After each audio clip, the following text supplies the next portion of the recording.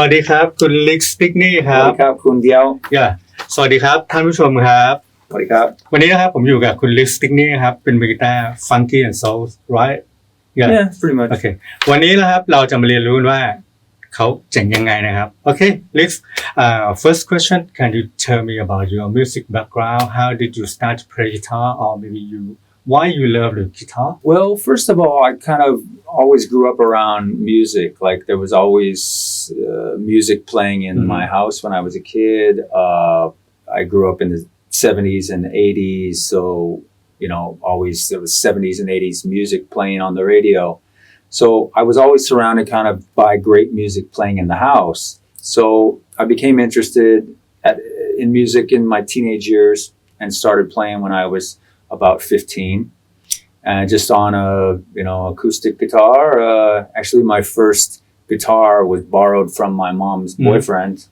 and he had this 12-string acoustic really can you imagine you start from the 12-string acoustic yes it was crazy I couldn't do anything imagine a 12-string acoustic with the strings this high up the neck there is a double string yeah so after that torture for about a couple of months I said this can't be why is it so difficult so we found out we took the other 6 strings off and then okay this is much easier when I started to play with as a 6 string so just I guess probably my first few months of playing were just playing learning the basic chords and on a acoustic guitar and then I started studying with a really good local teacher found was really lucky to find a great teacher in my hometown and started just learning the basics basic skills the chords and basic scales and at first he wanted me to play classical but I wasn't all that interested of course I wanted to play rock it's the 80s everybody had the big hair metal bands I wanted to be those guys really of course so but we studied classical for a little while and that kind of really helped me develop the fingers a little bit to be able to play with fingers and then I said look man I want to play rock and roll so we started to go into more classic rock and blues and things like this so that was probably the first couple years of my playing and then I started to formed a band in high school with some buddies and playing this was kind of around the time of the late 80s when it was like Guns N' Roses and then Nirvana came out so we were kind of more of the hard rock type of thing back in those days but I was exposed to a lot of other music I used to work in a music store when I was a teenager, sweeping the floor and changing guitar strings and this kind of stuff. And the owner of the music store was a bass player and he had an amazing record collection of like, 50s, 60s, 70s music.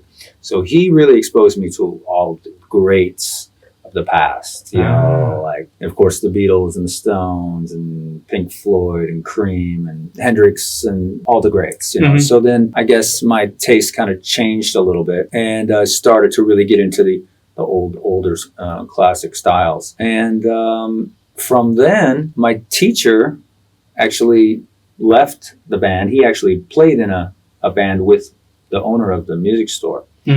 And he left to go study jazz in music school and I took my teacher's spot in the band. So I became the guitar player of this kind of 50s and 60s rock and roll band. And I was still in high school, but we were already kind of playing in clubs and bars and so on the weekends, I'd go out and play in bars and stuff when I was kind of 17, 18.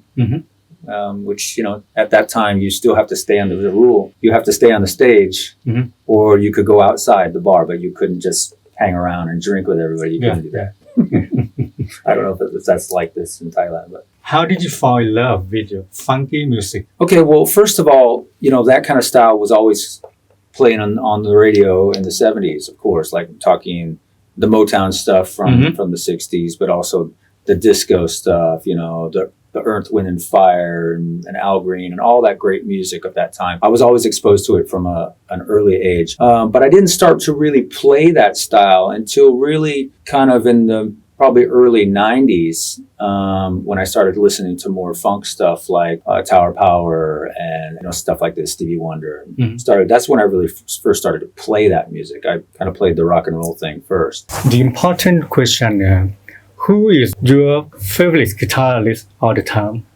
Of all time? Wow, that's really different. That's really difficult. I would probably have to say, even though I don't consider myself much of a jazz player, I think George Benson is really for me the greatest of all time. As far as his feel and his, just the whole package. He's incredible. I mean, nobody really can touch George, and he can sing as well. Okay. Yeah, I would go with George Benson, but it's tough. It's tough to name one guy. Okay. Yeah. Okay. For the next question, back to your early day. Once you told me about you taught your guitar by yourself. How did you develop your playing guitar?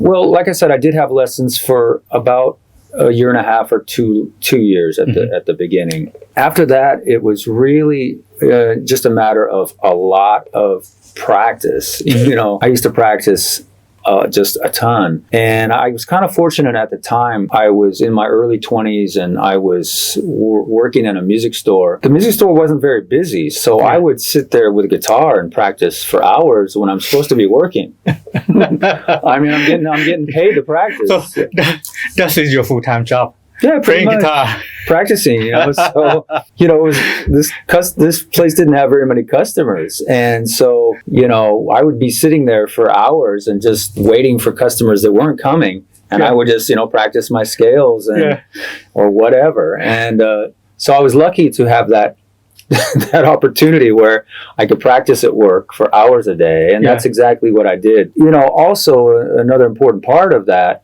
is I was also playing in bands. So, I had the chance to apply the things that I was practicing right away, because I was fortunate that I was, playing in different bands and, gig at night, and I could actually try to put in this lick or try this new chord voicing or things like that. That's a really important process. I think that's what really helped me develop as a player. Is not only was I practicing a lot at that time, I was able to apply it right away. You always transcribe songs? I wouldn't transcribe, necessarily write things down, but I would, learn everything by ear. Yeah. So I would, if I was learning songs, I would learn everything by ear and, memorize as much as possible. But then that's another reason, why I kind of developed as a player, because I was always having to learn songs. At that time I was playing in a lot of cover bands and having to learn songs. In almost every song you will learn something new. If you are learning material, you will learn what the great studio musicians did. That to me was a great help in just always having material that I had to learn to play in the bands that I was playing in at that time. And really your record collection is your biggest teacher.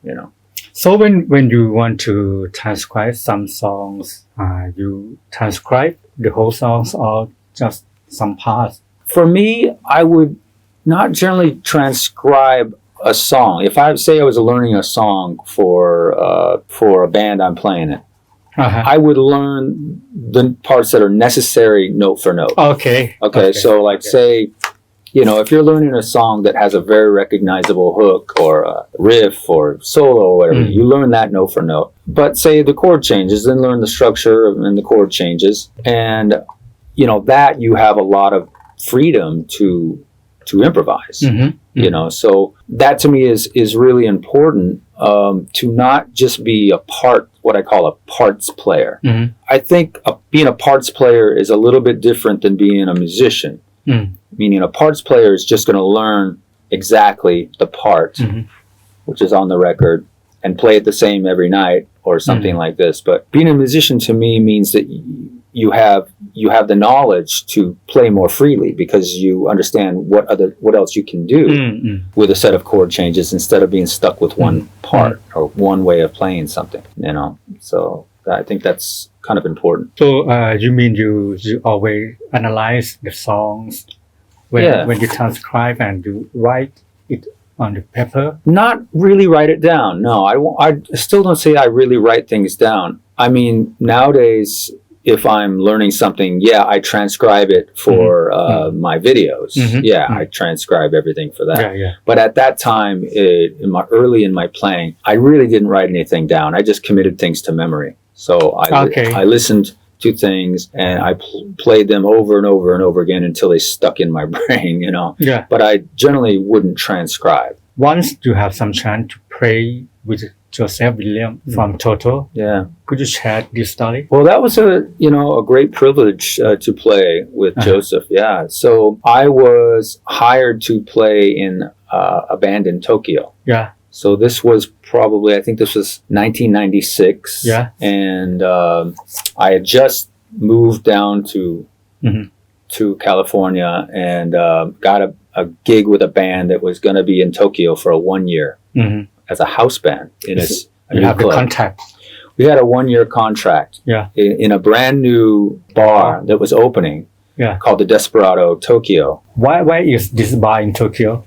It was in Roppongi. Roppongi. Okay. It was in the heart of the entertainment district. And so there was a lot going on, a lot of music, a lot of dance clubs. It was the party place in Tokyo at the time. This new bar opened and we originally were told that we were going to be a funk band playing like funk music.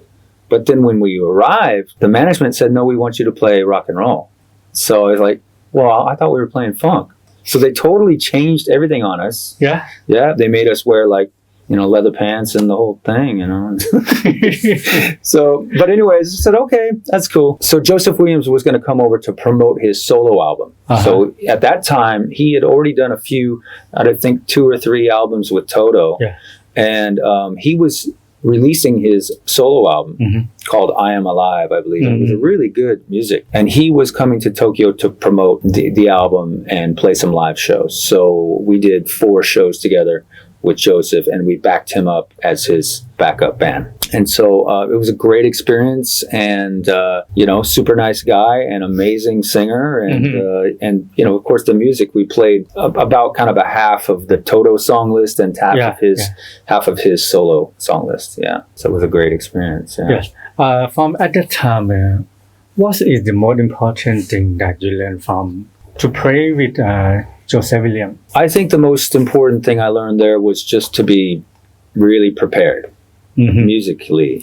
Be very prepared, because I think at first, we were all the band. We were all kind of young guys, and we like to party and hang out, have a good time. So maybe at first, when we were given the material, maybe a couple weeks before we were given the song list. So maybe you have how many days you have to prepare yourself? I can't remember exactly, but I remember that they gave us the music maybe a couple weeks ahead of time before Joseph was going to come. Maybe we didn't put as much effort in to rehearse prior to him coming before he came. So we had the first couple rehearsals. So Joseph came there a few days early with his producer. And, the first rehearsal, Joseph looked like, oh my God, what did I get into, man? These guys can't play this music, So that was kind of, they said, look, guys, you got to get it together. And so we took it very seriously from then on, and really, got the material together well. So I think from that experience, I learned that when you're playing with an artist of that caliber, especially, you have to be prepared. You have to really know the material inside and out, and give it, 100%. How's Joseph Williams? He's so serious about it. Show? Yeah, he was serious about the music, but he didn't come across as like super serious as a person. He was very friendly and sociable and laughing, joking. We had a good time, but of course he wanted his stuff right, of course. So yeah, but no, he wasn't a diva or something like this. I wouldn't say that. He was a nice person. Okay. But he knew what he wanted, and and he expected, pretty close to perfection, I would say. That's good experience. Yeah, it was great. Yes. Another thing, you told me about you have some chance to play with Marcus Miller. This is a very great story. Yeah, that was, I mean, again, in the same club. In the same club in Tokyo. And, you know, I never say that I perform with Marcus Miller. I said that I share the stage with Marcus Miller because what happened was Marcus Miller was on tour in Japan. And again, this is also, I believe, in the same year, 1996. He came into our bar that we were playing with our singer because she was the host of the concert. The MC of the concert that he just did in Tokyo. So she brought him to see our band or to just hang out in the VIP area. And so he watched us for a set, you know, and we didn't know he was coming. We had no idea. You didn't know him before? Well, we knew who he was, of course, but we didn't know he was coming. Come to your club. Our club. We had no idea, you know. So, of course, you know, she walks in with Marcus Miller, and we're just like, our jaws drop to the floor, and we can't believe, oh my God, Marcus Miller is here. So he watched our set, and then we invited him to come up and play with us. And actually, you know, he did, but he came up and played a couple songs with the band. The funny story about this, kind of, the funny thing about this is the bass player at the time in my band, and he would always, you know, be right here. And sometimes he would miss parts of the song or something. So I had a habit of kind of cueing him, like, you know, making sure, hey man, I'm coming up on the bridge now, or we're going to the chorus. So just, it's my habit, you know? So when Marcus Miller came up to play with us, it's just my habit. I'm going to Marcus Miller and say, hey Marcus, we're going to the chorus now. Or something stupid like this. You know, of course, I mean, this guy knows every song, you know, You seem you lose yourself. Yeah, you know, it's just kind of the bad habit of, you know, kind of cueing somebody when obviously this is, you know, one of the best bass players in the world, if, you know. So that is kind of I think about that now, and I'm just like, oh God, I can't believe I did that. So at the time when you play with Marcus Miller, what songs that you play with him? We played, I'll never forget this, we played Superstition, you know, and Pick Up the Pieces. Pick Up the Pieces, the great Average White Band song. Only 2 songs. It was just a jam, you know, so a couple really classic kind of funky tunes that, of course, everybody would know, and his sound was, you know, just incredible. I mean, even though he was not playing his own bass, he was playing our bass player's bass, which was a 5-string, I think, and, you know, a 5-string Warwick, if I can remember. So nothing, you know, even similar to what he normally plays. But, of course, he sounded like Marcus, you know. What is the most important thing that you learned from jam with Marcus Miller? But I think what I can take away from that experience is be ready, you know, in a situation like that. Like, I think at that time, I was pretty young. I was 25 or 26. Opportunities like that come very rare in a musician's career, where you get to play with a legend. I wish I had the opportunity to play with him when I was a much better player. You know, because at 25, I would say just like, you never know what's going to happen. You know, be ready for anything. So that's why you have to prepare yourself all the time. Be prepared, you know, play your best. You never know what's going to happen. Who's listening? You know, sometimes there's been situations where, I don't know, I was playing somewhere and somebody famous was in the audience. You don't even know it. Shaquille O'Neal was at we were playing in Las Vegas. This is like last year, a couple of years ago. You know Shaquille O'Neal, the basketball player? Shaquille? Yeah. So he was sitting down. So Shaquille O'Neal sitting in the audience. And it was like, you might not see him, but of course when he stands up, you're going to say, holy crap, Shaquille O'Neal's in the audience, man. You never know who's listening. So always play your best. There you go. You know. Okay, back to the important question about why did you decide to play music for a living? Well, I think it was for me. It was pretty easy because I mean I was already doing it and making enough to survive. You know, when I was still in high school. So I just started to teach as well. I was playing enough and teaching enough where I can leave my family's house when I was 18 and survive on my own. I never wanted to do anything else, you know. And I felt like I could survive doing this. I could make a living doing this. And it's fun. Playing music is fun. It's a great life. I mean, sure, it can have ups and downs, but for the most part, it's an incredible life to be able to play music and give people the enjoyment of music, and be able to, if you're lucky enough to travel and do that as well. You mentioned you used to play the music for living in Japan. You can play the music for the living in Japan because the high cost of living. Yeah, well, fortunately, that gig that we had was a salary gig. So we didn't have to go out and try to freelance. We had a salary. They put us in a house we shared. Japan is very expensive. If I was going to try to freelance there, I think that'd be a different story. Trying to freelance probably in Japan and make enough to survive, that would be tough. But we were lucky in that we had a guaranteed salary every month, and our salary was pretty good. Especially in 1996. It was still one of the best paying jobs I've ever had 30 years later.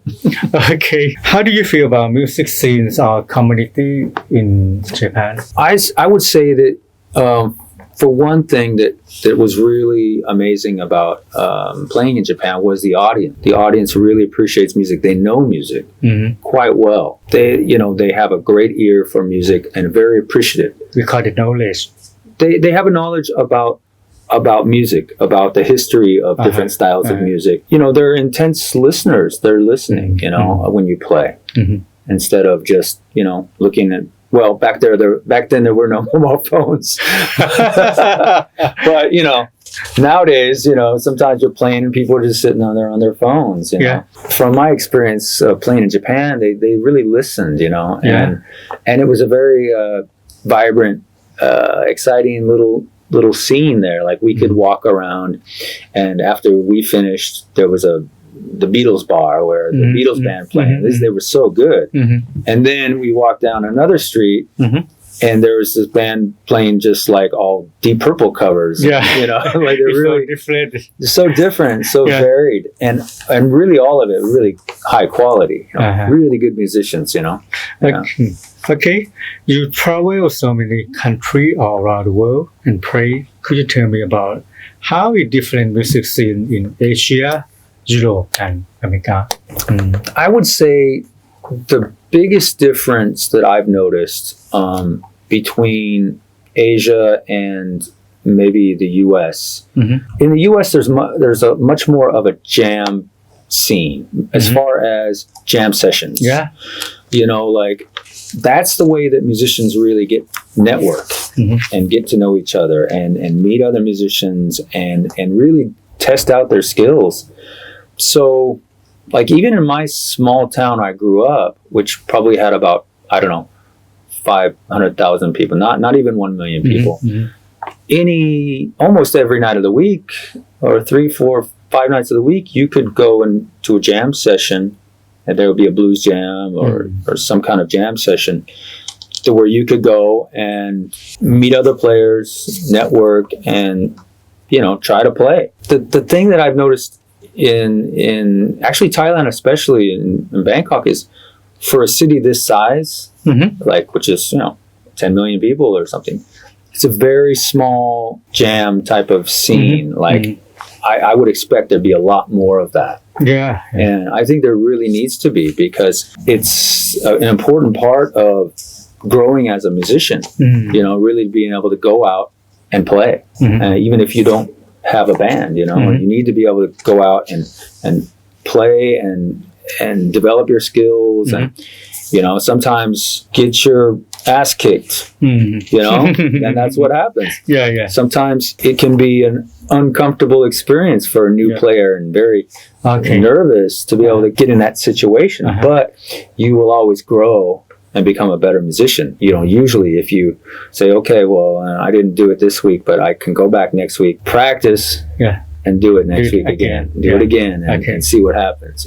But for me, that's the biggest kind of difference is there's not as much of a jam scene here as in the U.S. Other than that, I mean, I think Bangkok has a lot of venues. Nightlife is important here, more so than a lot of places in the state. Like in most even big cities in the U.S., people only go out on weekends. People don't go out that much during the week. In Thailand, especially, or even in Tokyo, nightlife is kind of important. People like to go out. Every night, sometimes, So there's going to be opportunities and venues to play more so than in the U.S. because nowadays it's hard to go out more than on the weekends and see bands. Yeah, unless you're in a big, like a major city like New York or L.A. or Austin or something like that. Why did you decide to live in Thailand? Wow. That's a difficult question. Yeah. No, it's not. It's an easy question. Well, actually, the first few years I didn't try to play really in Thailand. I just went to a couple jam sessions now and then and maybe played one-off gigs sometimes. But then I started to play more resort contracts and hotel contracts. And so that would, usually last 3 or 6 months, something like this. The problem with that is mostly they were kind of seasonal, meaning like if it was the high season for tourists, there would be a lot of gigs, for hotels. Yeah. But in the low season, all those gigs disappear. Okay. So this was the main problem, really. I could have some really nice hotel gigs for half of the year, and the other half of the year be nothing, almost nothing. The way I kind of got around that is I kind of played in smaller groups and I played solo a lot, so it made it easier to not have to rely on working in a hotel. I could work in a pub or something, working as a solo or a duo. So then I didn't need to necessarily do a full 6-month contract. I could freelance around a little bit. Next question, could you share about a funny story, experience that you play music for living in Thailand? Okay, yeah. I think you have. There's got to be, man. There's a lot. There's a lot of experiences. The most. Wow, that's the most. Okay, well, one story I can think about is I was hired to play a gig in Khao Lak. Okay. Yeah. And I was doing a live looping thing at the time. This is probably 2008 or something like this. I was doing a live looping gig and I was playing with a percussionist. Okay, so it's just a duo. We just did this percussionist live looping thing. And this agent hired us to go down to Khao Lak to play for a corporate party, like a company party. Yeah. And it was at a beautiful hotel right on the beach. Like, sounds amazing, right? Yeah. So we get to Khao Lak, we get to the hotel, and there's nobody there. I mean, like, nobody. I'm like going, what's going on here? And the staff is looking at us like, who are these guys? So turns out the hotel booked us for the wrong day. Yeah. Okay. So we arrived there the day before the gig was supposed to happen. Okay. Ends up, they just put us in a hotel for one night there. It's not so bad. It's great. And we were supposed to then play the next day. Yeah. Okay. So then the next day we set up and we play. But it turns out the company party, all the people, all the staff in this company were on like a boat trip. The boat got delayed from bad weather or something. So we sat there all night waiting for the guests to arrive so we could play, and they never came. And so we were there for 2 days and we never played a note. But the good thing is we still got paid. The agent said, hey, you guys were here. We still got to pay you. But we didn't play a note. And that was probably the funny story I can remember about a gig in Thailand. One story I can think of that was really interesting and was when I was playing in a trio band. Okay. And we were given an audition to start a contract in Samui. Called Samui, in it was a beautiful restaurant, like an Italian restaurant, and it seemed like a dream come true. Just want us to play a few hours a night in a beautiful place. We're like, let's go do it. So we went to the audition, and the owner was like an Italian guy. He wanted us to play for 3 days, audition for 3 nights. We didn't get paid or nothing, right? So we said, okay, we'll audition for 3 nights. The third night we finish and we find out, okay, did we pass the audition or not? Yeah. He says, guys, awesome. Please start next week. You got the contract. And we were like, oh my God, it's amazing. We're going to be here in Koh Samui for 6 months. Yeah. Incredible. Okay. Then as we're celebrating, drinking some beers, we're watching CNN. Yeah.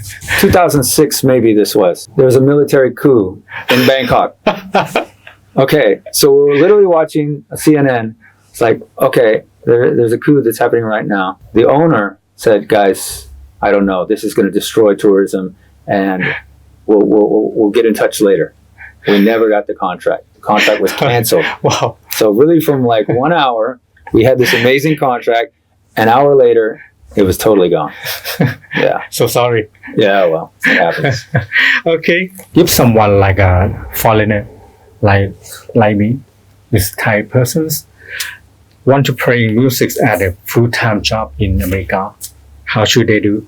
Okay, well, it's not that easy to get these opportunities. I would suggest probably the easiest thing to do at first is maybe to do like, say, a cruise ship contract. Now, these contracts are available to really any nationality.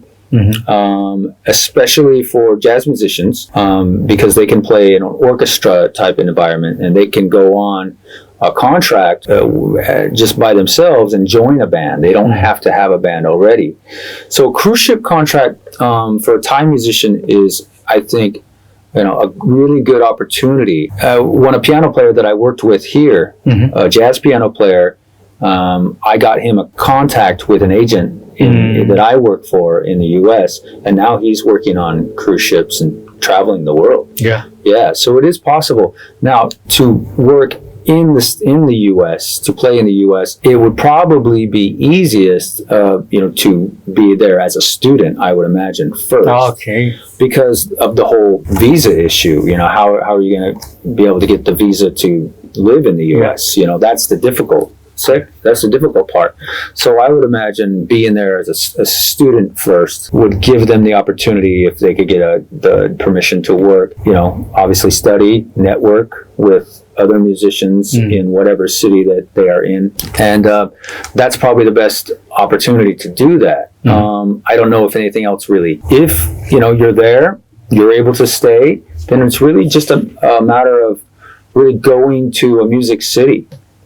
Sticking it out in a real music city, LA, New York, Austin, Las Vegas. I mean, you really have to go where the work is. That's really important because in most medium-sized cities or small cities, there's just not going to be enough opportunity to play or meet and network with other musicians. So I would say if you're able to get there, go to a music city, have your stuff pretty well together.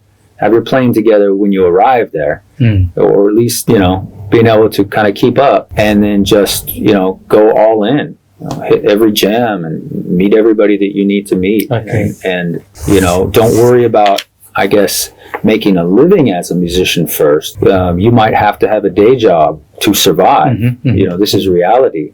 In the U.S. You might have to have a day job for a while to survive. But then after time, you grow your network and people get to know you and know how you play, and then you'll start to get work. As we know, you are the owner of the Tastyguitar.com. Okay, can you share about it? Tastyguitar? What's it, Tastyguitar? Well, Tastyguitar really has two parts. There's the YouTube channel, which is all, of course, free content, and it's focused on funk, R&B, soul, and blues guitar lessons.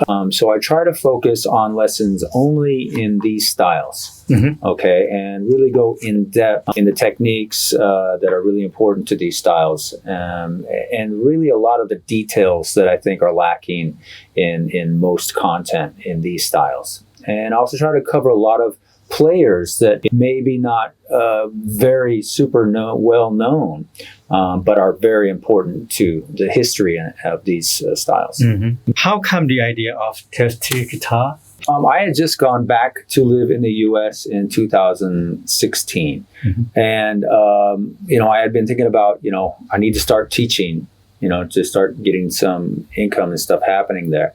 And so I've been looking online at kind of what was going on YouTube as far as, lessons and stuff. And I kind of noticed that there was a big gap in especially funk, R&B, and soul guitar lessons on YouTube. There was some, not very much, and what was there I didn't think was very good quality. So I thought that if I can, just do these styles and this kind of niche, it might be able to break through. But it's always a little bit difficult. You don't know on YouTube. It's very crowded now. Okay, well, the other part of tastyguitar.com is my website.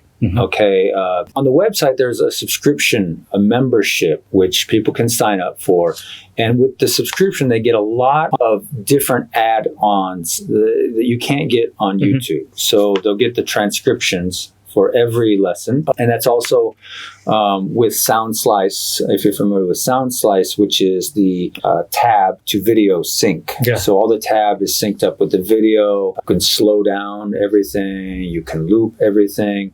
It's also synced up with backing tracks that you can practice with. I do live workshops every month. And then another thing that's really important that I'm offering now is every student of the membership gets a 6-month personal plan and also a free consultation with me on Zoom, one-on-one consultation. Because I think the main problem with learning guitar online is just it's difficult to know what to focus on because there's so much content, so many videos, so many lessons. Even on my website, there's over 700 lessons and it's difficult for somebody to really understand what they should be doing. So what we do in the consultation is I listen to every student play. I listen to them play and we talk about their goals. What do they want to focus on? What are their goals as a guitarist? And then I put together a personal plan within the membership that is just specifically for them. Okay? These are the lessons that I think that they should work on within the next 6 months to become a better player and reach their goals. Also, another part of that is within the 6 months, they also have the option of uploading a video of them playing the lessons or trying to play the lessons, practicing, and sending that directly to me. They can upload a video on the website or just email me a video and I will then respond to them and give them feedback. So telling them, well, you should do this different or play this differently or you're doing this great or when to move on. And so they get the feedback, with the 6-month plan so they know if they're keeping on track. It's not expensive. It's not expensive, No, so I'm offering a 50% discount for all Thai guitar players. Thank you so much. Yeah. So you can put in the coupon code Thai50OFF, Thai50OFF, and get 50% discount on all my lessons on the website, on the membership. Also, I have ebook courses, and that brings down the cost quite a bit. So it's very, very reasonable. Usually a 1 month is, in the membership is $21. I don't know what that is in baht. Probably 600 ต่อเดือน 600 baht, maybe nearly 700. Something like that. So with the 50% discount, we're talking about less than 400 baht a month that somebody can get all this. Okay, I will go now. You don't need it. Okay. Why Tastyguitar, as you say? If I compare Tastyguitar with, say, the big, huge websites like, say, TrueFire or Tricks or something like that, the main difference is what I talked about earlier, which is every student gets personal attention. Every student gets a call with me. Where we talk, and I listen to them play. And we create a plan specifically for them. But they also have a lot of content as well. It's really personal attention that you can't get on any of these big websites. Okay, that's the main difference. But other than that, all the learning tools are the same. It's a very high quality media player, the Sound Slice player. All the videos synced up with the tab. You get the backing track, everything transcribed. We have great live workshops every month where we talk about any number of different subjects.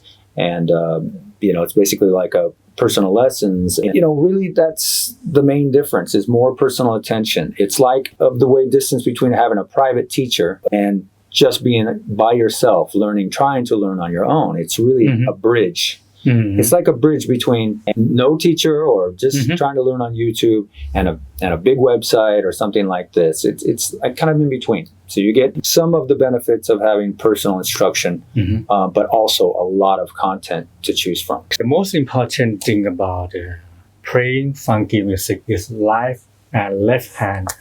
Could you share some as why how to practice the rhythm right and left hand in the good way?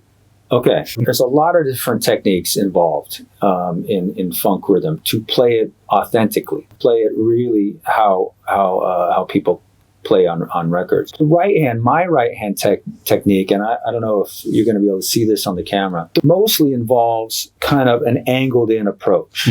So something like this. I don't come straight up and down like this, where there's more of a traditional strum, which you might have with, cowboy chords or something. It's more of a angled in approach, and there's a couple of different reasons for this. I want to avoid strings that I don't want to hit. If I'm trying to play, say, just these two notes here, if I'm say 9, dominant 9. Say if I'm trying to play this 9 chord right here, a lot of the times, we may only want to hear a couple notes in that chord. I don't want to hear the low E or the A or anything else. So I want to really target that as much focus as possible. And the angled in approach allows me to miss those bottom strings and also get a very direct, punchy sound, a very punchy tone. And you can't get like this. You hear the difference? It's very kind of subtle. It's so different. It's cleaner and punchier. Okay, so that's the right hand technique for most of what I do. And it's the same thing for strumming chords. Mostly I'll come in an angled attack like this.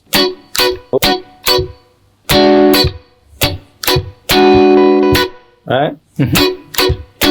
And by coming in at an angle, I also, on my upstrokes, I miss the low strings as well. So even if I weren't muting the stuff down here, I'm still going to miss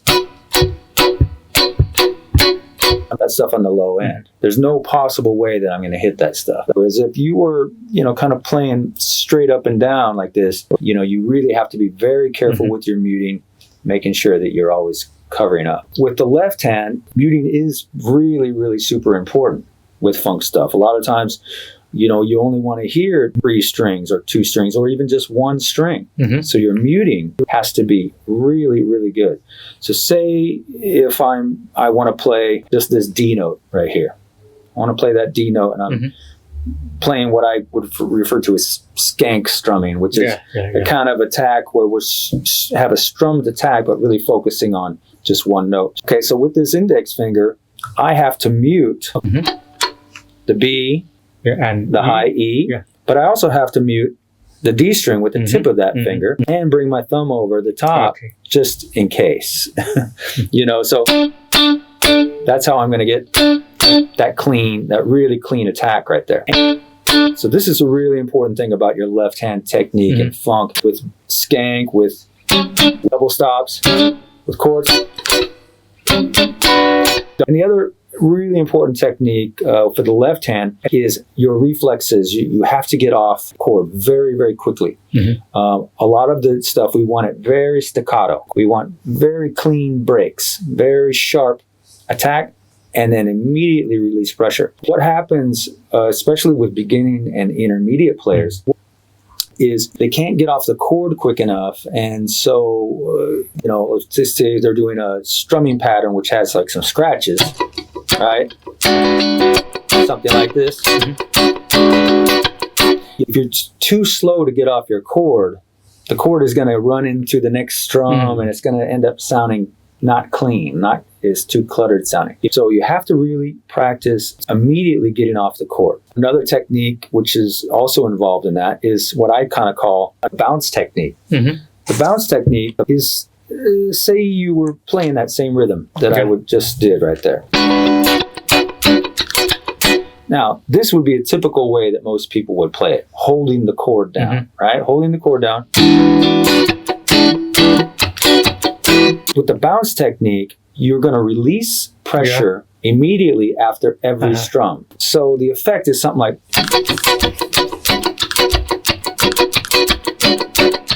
You see there, after every strum, I'm immediately releasing pressure. I'm just kind of bouncing on the chord, applying very light pressure, and immediately coming off of it.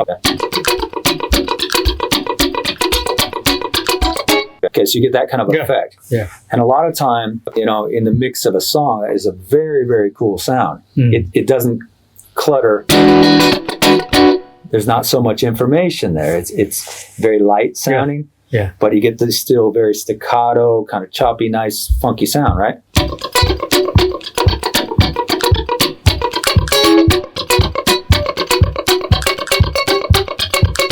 You always think about in your right hand play like a 16 note rhythm. Yeah, this was 16th note rhythm. It's like a hi-hat. It's basically, yeah. Well, it's like your hi-hat or, I mean, or your, you know, a shaker or something. You know, it's that really, you know, classic funk sound is the 16th note. Another thing I will mention there, another really important technique, and this is something that I think that most guitar players don't really do enough, is instead of alternate strumming on your 16ths, okay, and most people, even with the bounce technique there, would have an alternate strumming technique. If you are playing a song or a groove at a slow enough tempo, you can do with all downstrokes. Okay. This is a very different attack and a very different tone and sound. And it's very, very cool. Now, I don't know what this is called. There's nobody ever been named this. I call it the funky flutter strum. Okay, the funky flutter. And I got a great lesson on this. Funky flutter. Exactly. Yeah. The funky flutter. So the basic technique is instead of alternating strums, everything is a down strum. Okay, so listen to the difference here.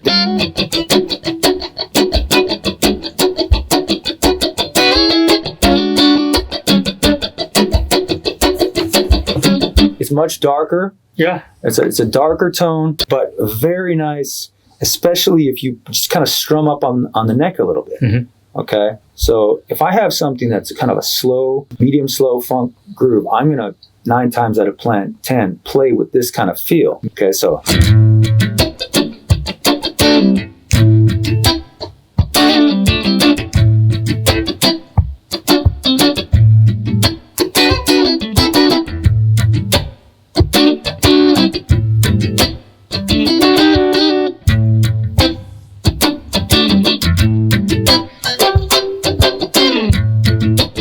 This is kind of the tone. Yeah. Totally different. If I were playing that...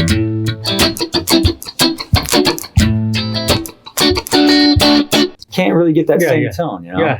So that's something that that you really should work on if you want to be able to have an authentic kind of funk feel, is the all downstroke 16th notes. Okay, when you say about double stop, what's a double stop in the funky? Can you show me? And give me some advice for play double stop. Well, okay, for one thing, you should really know your harmonized scales in thirds, in fourths. Okay, this is the most important stuff. Say you were playing that same E dominant chord groove. Yeah. Okay. Well, you need to know your harmonized Mixolydian scale. Yeah. All the way up the neck, right? Because all of this stuff, these are your double stops. And these are all available. You put in your rhythms in combination with your chords. You know, what you should do is learn the patterns for Mixolydian up and down the neck. Yeah. Okay, and then go on to my combination of my G and B string. Learn these patterns, right? Okay, so that's one part of it. The other part of it is what I call sidestepping. Okay, this is a very, very common technique in funk rhythm. Sidestepping is more out of the chord forms. So say you had the same E9 chord. Yeah. Now, you can separate the intervals of this chord just with notes on adjacent strings. So I can have this. I can have this. This note is inside the chord. It's inside the chord. Now, combinations are going to sound better than others. This is very, very common here to take these two notes. Mm-hmm. And what I mean by sidestep is play it, go down a half step, and come back. Mm-hmm. Now, it can be done in many different ways. It's not just one way. Yeah. But you can then combine that with the full chord or just part of the chord. So I could say, do something like... That's all I did there was just took out these two notes. Everything else is muted. Mm-hmm. Just hit it, half step back. Yeah. Okay. And then I just went up and played the top of the chord, 6 chord and a 9 chord. Uh-huh. So.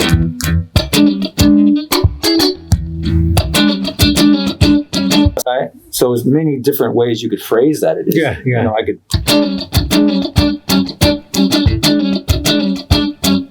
That's just one chord. You got to look and see what else do you have here. Mm-hmm. I got this 7th chord. Now out of this 7th chord, you do the same thing. Break it down into its intervals of notes that are side by side. So here, I got the B, I got the 5th and the flat 7. Yeah. I can play this. I can play this. Flat 7 with the 3rd. Okay. I can play the 3rd with the 5th up here. And it gives you more choices of things to combine. So now, I don't know, let's see. So. So I have one question about it. If I look at a double stop at a pentatonic, just like an interval of pentatonic. Okay. It can? Sure. For minor pentatonic? Yeah. Okay. Really, you know, the easiest stuff to see in minor pentatonic, say you're in position 1 here. Okay. A, right? Here, you're really just picturing or visualizing the scale. Okay. And you're playing notes that are on adjacent strings, or strings that are side by side. This is the easiest way to see this. Most of these intervals are fourths. Yeah. This is a 3rd here. All right. All these are great for throwing into minor chord vamps. Yeah. You know, so. And all I'm doing there is just taking these two groups of notes, right? Combining it with that minor chord. Yeah.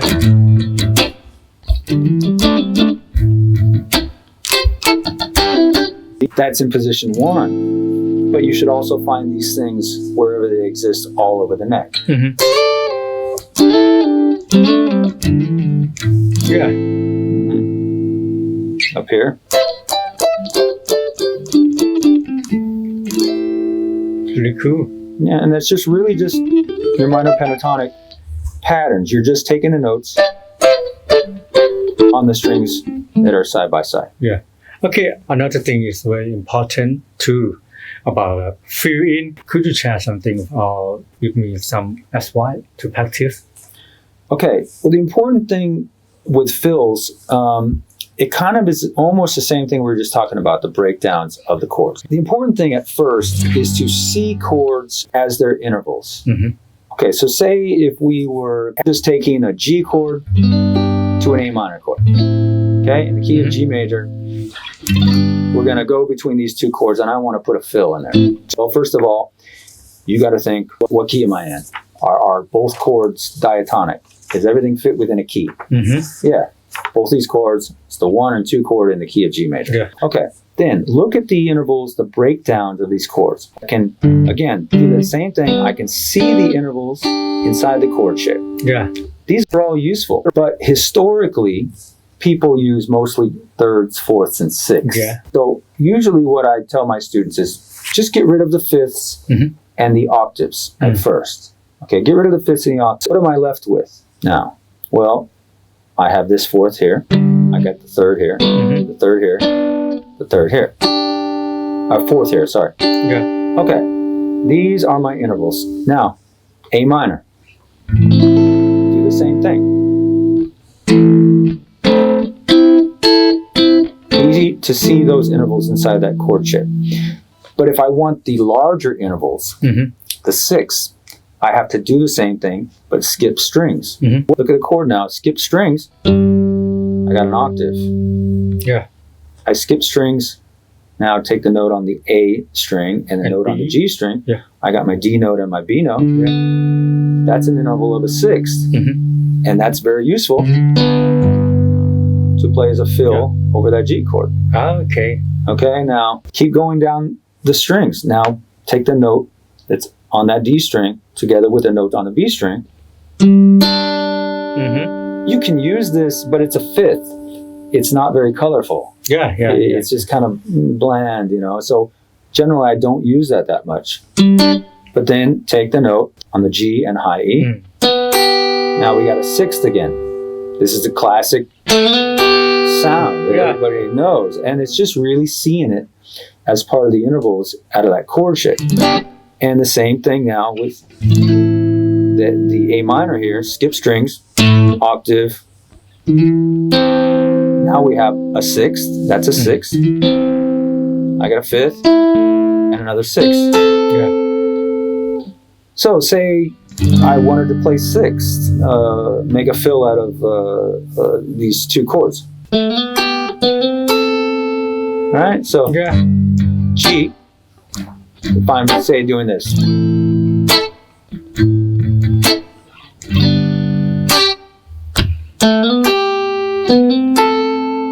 So it's that simple.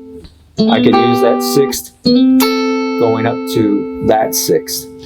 I could say play the thirds here and maybe go up to the sixth here. The intervals by themselves are not that interesting. It's what you do with them, how you articulate it, which makes it sound more interesting. So say if I want to play this third as part of a fill, well, how could I make this sound more interesting? I can slide into the bottom note, then put the top note on there. I could hammer onto the bottom note. It's the same interval, but now I'm just using the note that is below it in the scale from that A note there, right, to color it, to make it sound more interesting. And the same thing with the A minor here. I could go, come from this note here, the G note, and then hammer onto that.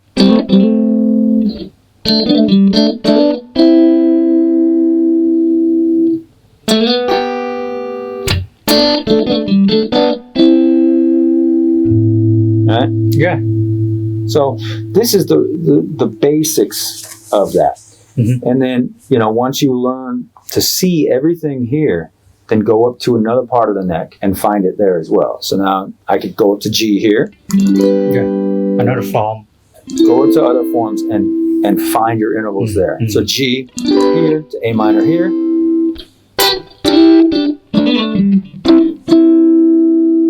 All I did there was just kind of grab the interval on top. The next interval down, right, is there out of that G chord. What I'm doing here is just coloring it. I consider this a colorful note. It's a note that's from the scale. Yeah. It's outside the chord, but it adds a little bit of tension and release. And then this one, again, is in the chord. And then I ended up here on my A minor chord because I'm hearing that melody.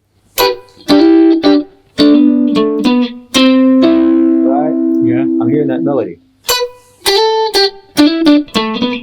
Something like that. And all I'm doing is really just harmonizing it.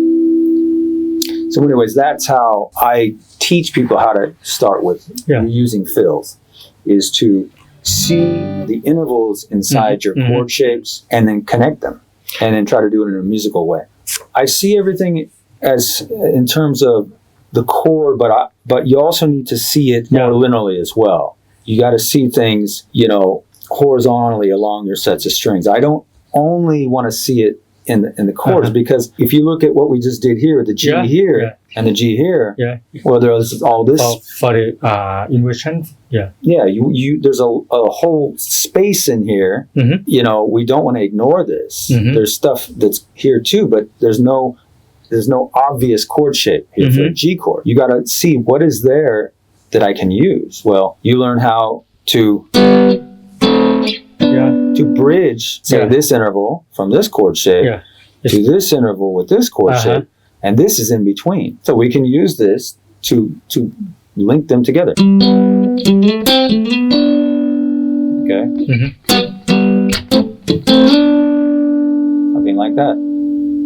So it's important to see everything in the chord shapes, but it's also important, equally important, to see them up the neck, all your intervals, and see things that way as well, so you can link things together. Okay. Another question about the triad. Triad is very important when we play in the funky stuff. Could you share something about it? Well, it's kind of similar to what we were just talking about in the fills. Yeah. You start with the large chord shapes. Well, let's take a different chord. Let's talk about G dominant 9. Take a G dominant 9. Yeah. Well, no, let's take a G major because we're talking about triads, right? So say I have this G chord here. Okay, if I'm just talking about a major or minor chord, straight triad, I don't need all of this. Yeah. It's too much. It's too big. It sounds too muddy. It just muddies up the sound. And so this is kind of the first thing that as somebody studying funk needs to understand. Learn how to break these chords down. And all you're going to do is just, find shapes that still include all the notes, the most important notes in your chord. Now, for a major or minor triad, we kind of need all three notes, right? I could do the root, third, and fifth here, but to me, that's not typically something that somebody would play in a funk voicing, It's better to have something in the mid-range or in the top end of the chord. So here, I would just, get rid of that, have my third, my fifth, and my root up on top. So it's important to memorize this shape as a major triad with the root on the B string, so you internalize that shape. Or I could pivot up and play the top of that, where basically I am now just moving the third up to the top end and just getting the triad up on top. Yeah. Okay, so they're interchangeable, these two. But in certain situations, you may want to use the top if you want something to stand out a little bit more, or you may use the middle if you want something to sit back in the mix a little bit more. Major and minor chords are triads are very easy and to see. It becomes a little bit more difficult is if you're talking about extended chords, 9th chords, 7th chords, 13th, etc. Because then, you're going to have to get rid of some notes because, a 9 chord now has 5 notes in the chord.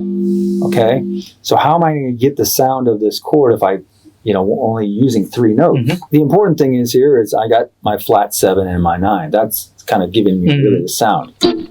So this particular 9 chord here, I can get rid of the root. I can get rid of the fifth up on top and just play the middle voicing right here. And this is still going to give me the quality of that chord, the flavor of the 9 chord. If I wanted to stand out and be a little bit more in the top end of the mix, I could play it up top. I still got my flat 7, my 9, and now my fifth up there. So it's learning these voicings, the breakdowns of these that are very common, most common in these styles. And it's something that I teach all of my students at Tastyguitar. Okay. Can you show me something about it? If you mix everything, can you show me? Mix everything. Okay. Let's see. Let's see here.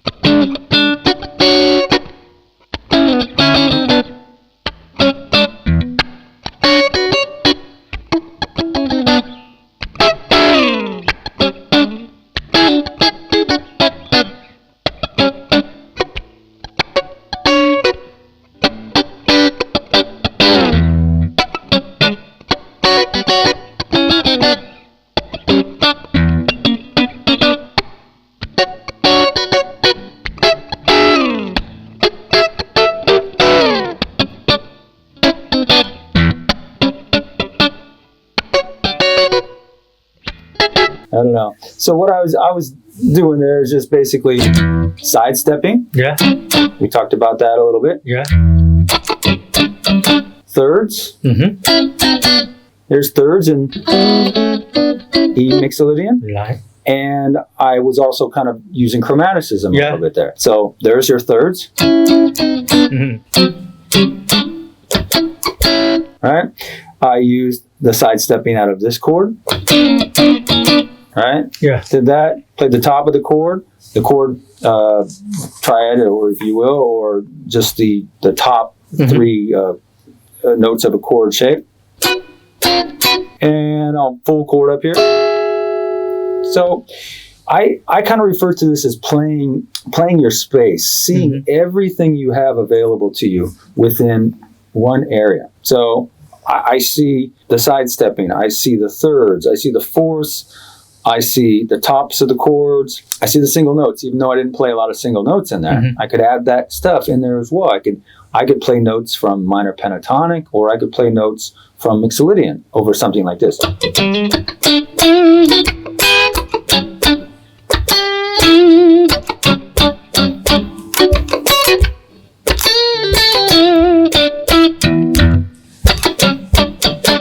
Something like this. Yeah. You seem like you love so funky around 60, 70, 80. Why you love this, and what's at the heart of playing guitar style from this era? This is just the music that moves me. If I'm just listening to music, this is what I want to listen to. It's just the music that moves me and makes me just like, oh man, this is the real shit, Yeah. More than any other style of music. It's just funk and soul is just kind of in my bones. It's what I want to play.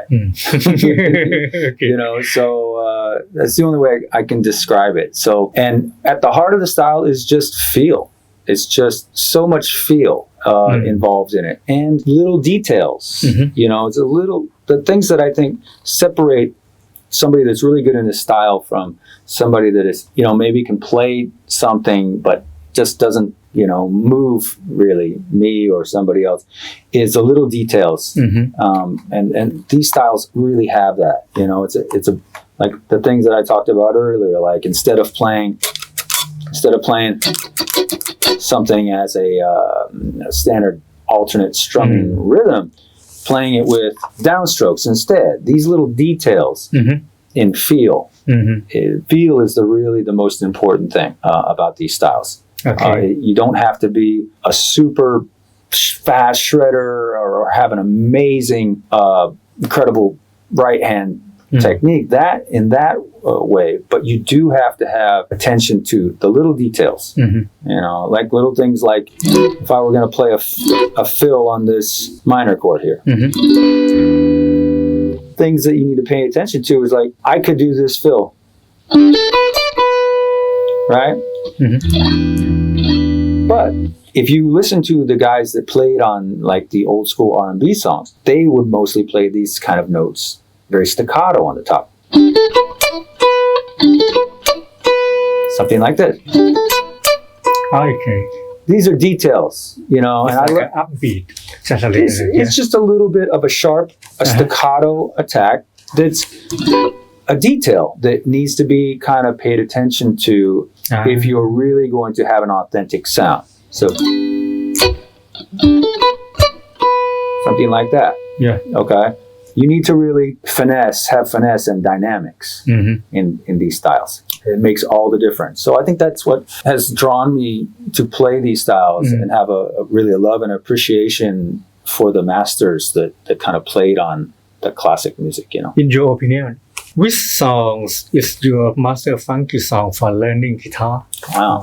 There's one song that I'll tell you that it's like the final lesson in my funk course. Okay. Right. So in my funk course, I have about 50 lessons. Yeah. In my funk, and we're talking just funk rhythm. And at the end of the course, the last lesson is I have people play a song called "Shake Everything You Got." It's by Maceo Parker. Okay. The thing about this is the guitar player in that band, his name is Bruno Spate, is a master of using everything and combining everything. To play the part itself, it requires some practice because it uses all those things that I talked about. It uses a full chord, it uses intervals and thirds and skank and all this stuff. So that is a really tough thing to be able to get to do it naturally. There's two parts to this lesson that I want my students to be able to play the part as it is on the record.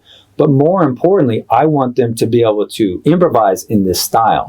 So I want them to take the chord change, it's just sitting on a D9 chord, and groove over this chord using all these everything we learned in 50 lessons, you know, and being able to improvise with it and sound authentic and groove in the style. This is more important to me than just being able to play a part. It's you really, to be a musician, you have to, you know, play parts, but then you also need to be able to kind of improvise a groove in the style in which you're playing. So to me, that's one example of a song that has everything there, you know. As we know, you play with many singers. What to watch out for the most when you play with a singer or band?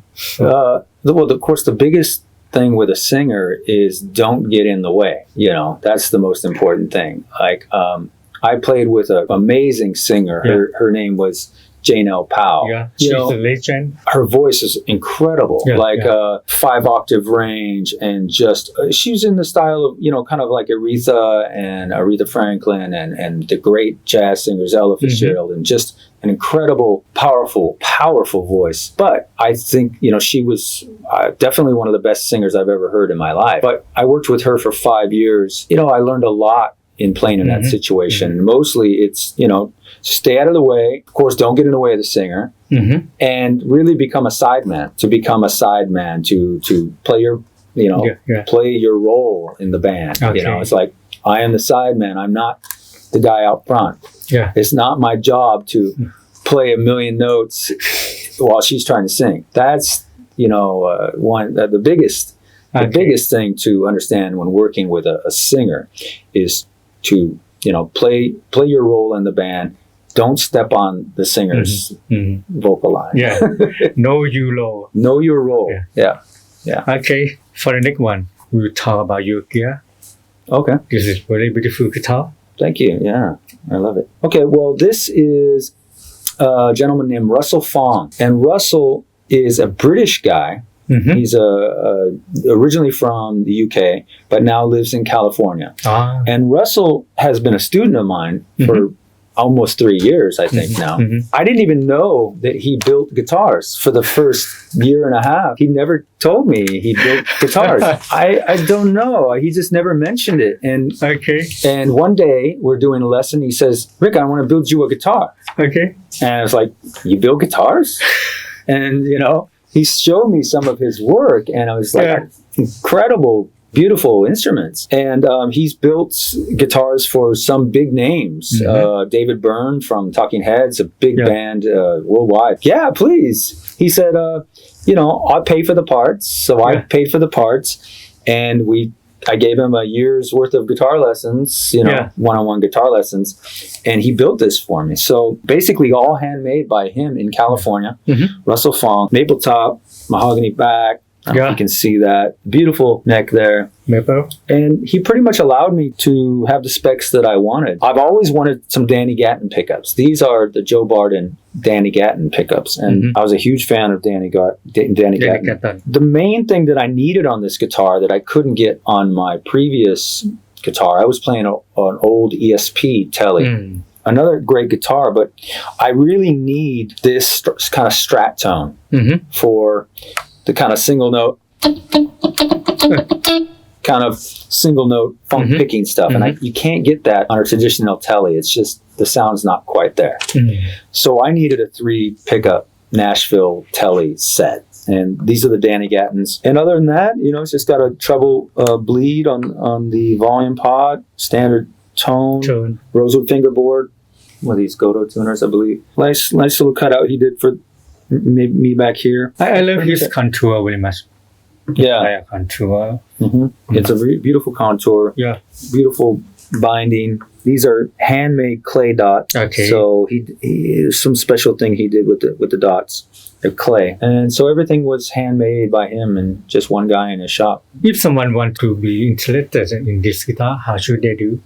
They could contact Russell Fong directly. I don't know what this would cost because I only paid for the pickups.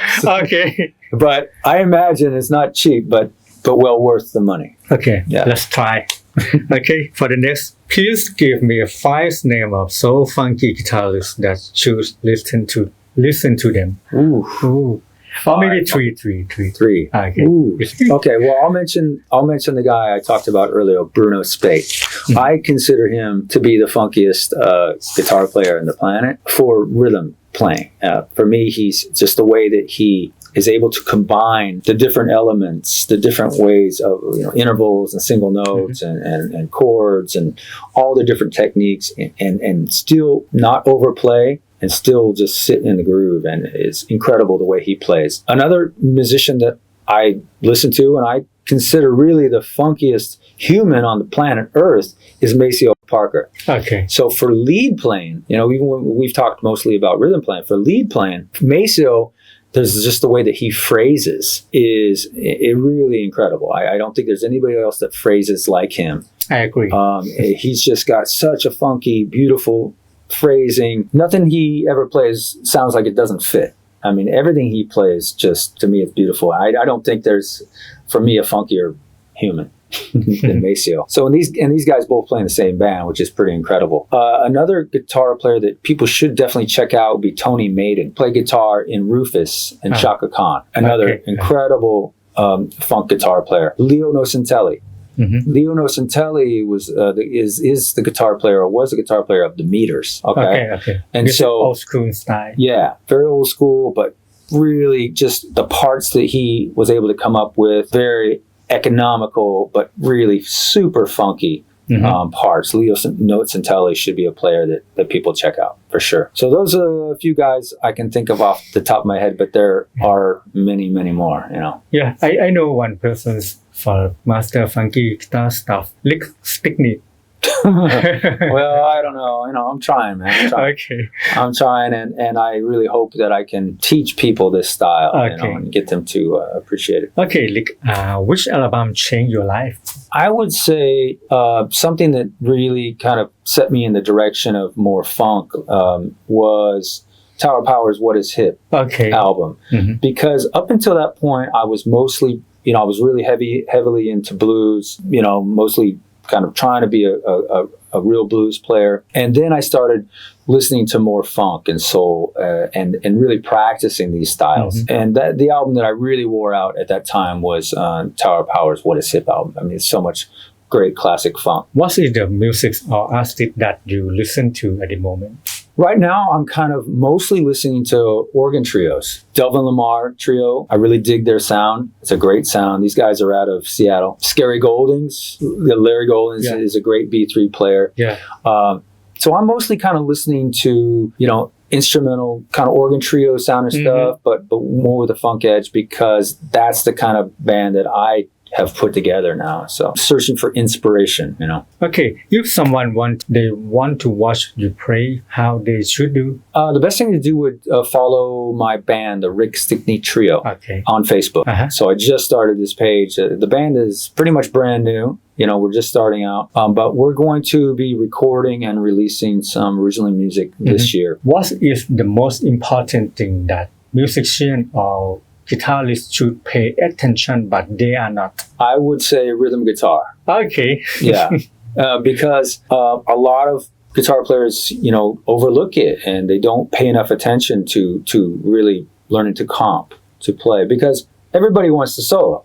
We all want to solo. We all love to play and, shed, But you got to realize that, we're playing rhythm 80-90% of the time. Yeah. This is a fact. Okay. So it's an important part of being a well-rounded player. You have to be a solid rhythm guitar player. And I think that, if you are, you will get a lot more opportunity, as a guitarist. Okay, thank you so much, Rick, for your time. ขอบคุณมากเลยครับ Rick ครับก็รอติดตามผลงานของคุณลิกนะครับแล้วก็เข้าไปชม Tastyguitar ใครสนใจอยากจะเรียนฟังกี้กีตาร์กับคุณลิกก็ติดต่อไปตรงนี้ได้เลยนะครับถ้ายังไงเทปนี้ผมและคุณลิกสติ๊กนี่นะครับลาไปก่อนแล้วรอชมว่ากีตาร์ไทยจะไปสัมภาษณ์มือกีตาร์ท่านไหนเทปนี้ผม2 คนลาไปแล้วครับสวัสดีครับ